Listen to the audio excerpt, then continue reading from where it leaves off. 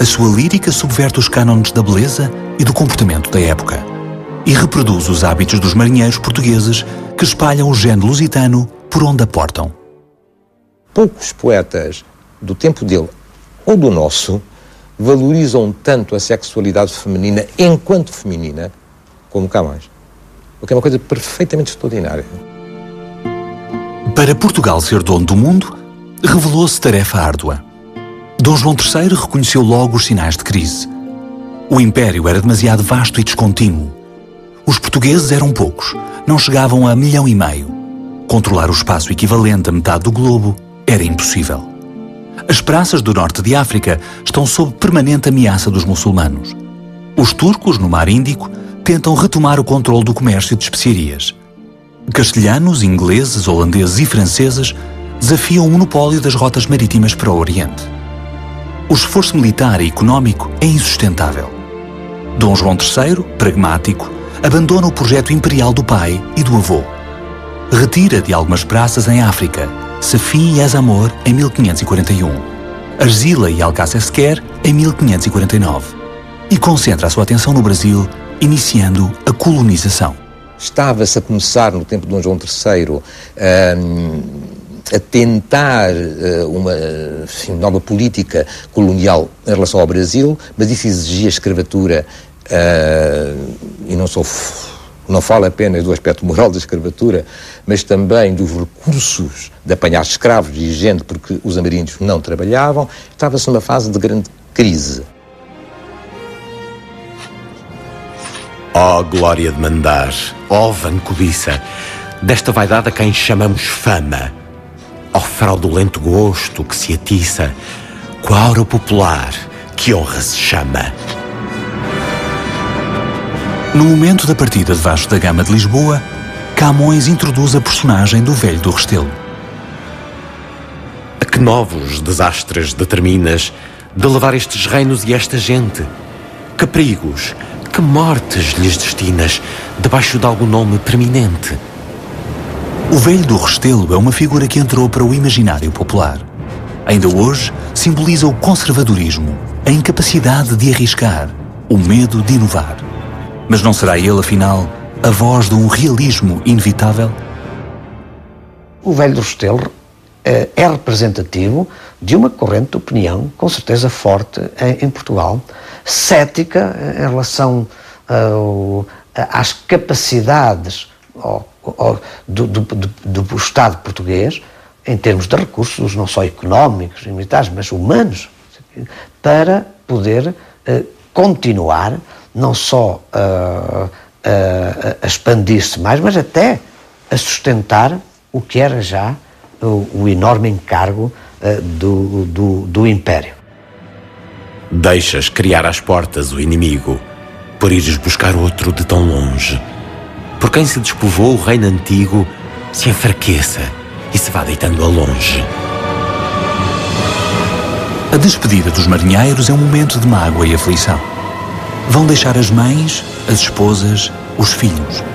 As palavras do velho acrescentam um tom de perversa inutilidade. Em nome do quê arriscam aqueles homens a sua vida?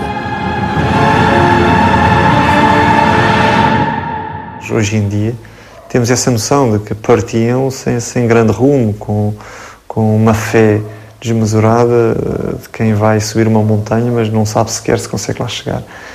Talvez as minhas primeiras montanhas tenham sido assim. Não sabia, queria saber.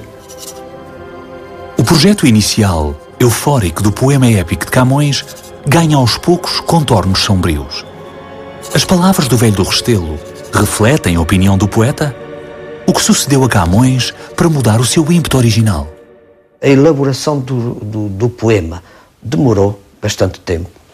Ele se há situado, grosso modo, entre 1555 e 1570, se não mais tempo, e que provavelmente, ao longo dessa elaboração, com esse decurso do tempo, o próprio poeta, Luís de Camões, foi sofrendo uma evolução nessa sua relação com o mundo e, em particular, nessa sua visão do destino dos portugueses. Terminada a sua narrativa, Vasco da Gama também retoma a viagem. O rei de Melinde cede-lhe um piloto que conhece bem a rota da Índia. O destino de Gama está próximo, mas antes de o alcançar, terá de enfrentar uma última e definitiva tempestade. Baco convocara os deuses do céu e do mar para sepultar nas águas os portugueses. Agora sobre as nuvens os subiam, as ondas de Neptuno furibundo. Agora a ver parece que desciam as íntimas entranhas do profundo. Vênus intervém de novo. As suas ninfas seduzem e acalmam os ventos furiosos. O caminho de Gama está livre e a armada em breve vê recompensado o esforço da longa viagem. Chegam por fim à cidade de Calcut, na costa ocidental da Índia. Entrando o mensageiro pelo rio, que ali nas ondas entra a não vista arte, a cor, o gesto estranho, o trajo novo, fez concorrer a vê-lo todo o povo. Camões estava muito atento à diferença, àquilo que é diferente daquilo que nós somos ou julgamos que somos. Um dos principais traços de personalidade de Vasco da Gama é a sua hábil diplomacia. É portador de um humanismo discreto que lhe permite iludir as diferenças quando encontra o outro, o desconhecido. A expansão portuguesa marca o início do mundo moderno, do mundo globalizado. E Gama sintetiza uma vocação natural dos portugueses para o encontro de culturas. Camões foi possivelmente, é sem dúvida, o primeiro grande poeta, o grande escritor europeu, não apenas português, que teve conhecimento direto de outras culturas, de outras raças, e que esse conhecimento se manifesta na sua poesia. É claro que não foi o encontro de culturas a motivar a expansão marítima. Foi, como é óbvio, uma estratégia económica, a procura de novas rotas comerciais e o acesso a produtos e matérias-primas. Esse projeto, no entanto, pôs em marcha o fenómeno que hoje chamamos globalização. Os portugueses foram os primeiros a colocar em contacto direto os extremos do planeta e a misturá-los de forma espontânea. A suposta aptidão dos portugueses para conhecer e acolher outras culturas é um mito que prevalece até hoje. É o mito do lusotropicalismo, da nossa disposição inata para aceitar o que é diferente. Mas o processo de construção de uma identidade envolve sempre a produção de uma diferença grosseira. E para forjar a identidade coletiva do povo português, o peito ilustre lusitano, Camões precisa de um inimigo. Nos Lusíadas, quem cumpre esse papel são os muçulmanos, recém-expulsos da Península Ibérica, a torpe ismaelita, a maligna gente sarracena, o povo imundo, nas palavras de Camões. Os mouros são os principais aliados de Baco e o grande obstáculo ao Império Português e à expansão cristã. A construção histórica do muçulmano como símbolo do mal, da barbárie e do atraso civilizacional tem afinal raízes profundas. Camões celebra a diferença, mas estabelece ainda assim fronteiras identitárias bem definidas. Bem chegado, Vasco da Gama é recebido pelo Catual em Calcut. Oferece-lhe a amizade do rei português e propõe um pacto de comércio. Tudo parece encaminhar-se para um desfecho pacífico.